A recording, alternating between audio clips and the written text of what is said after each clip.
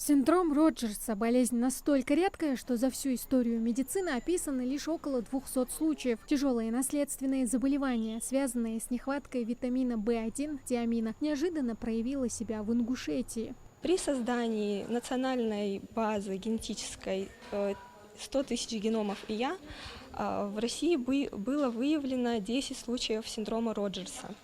Удивительно то, что все эти 10 случаев были выявлены у представителей ингушской нации. Это не один населенный пункт, это по всей Ингушетии, да, разные семьи, неродственные семьи. Синдром Роджерса или тиамин-зависимая мегалобластная анемия – это редкое генетическое заболевание, характеризующееся триадой симптомов – сахарный диабет, анемия и тугоухость. Помимо триады симптомов, там еще могут быть врожденные пороки сердца, кардиомиопатия, у них может быть карликовость, атрофия зрительных нервов. Надо обращать внимание на вот эти симптомы.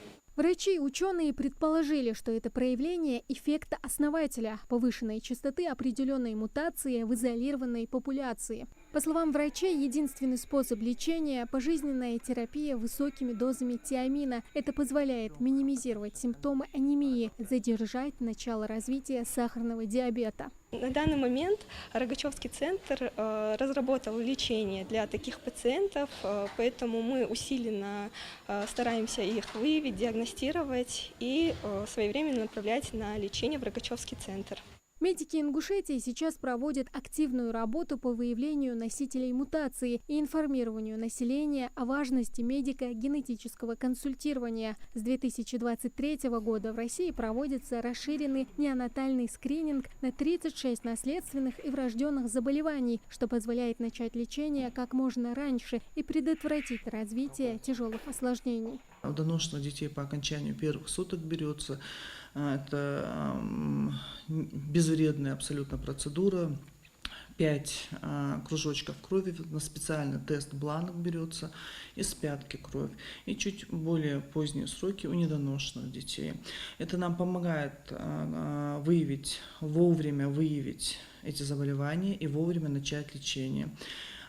Туда входят заболевания, которые, если мы вовремя в течение первого месяца жизни выявим и начнем соответствующую терапию, то это уменьшает и практически на нет сводит риск глубокой инвалидизации детей. Также накануне Минздрав региона заключил соглашение с медико-генетическим научным центром имени академика Бочкова и компанией «Биотехнологический кампус». Документ направлен на развитие системы медико-генетической помощи в Ингушетии, включая раннюю диагностику наследственных заболеваний и внедрение персонализированных методов лечения. Тамара Хшагульгова, Мухаммад Яндиев, Магас 24.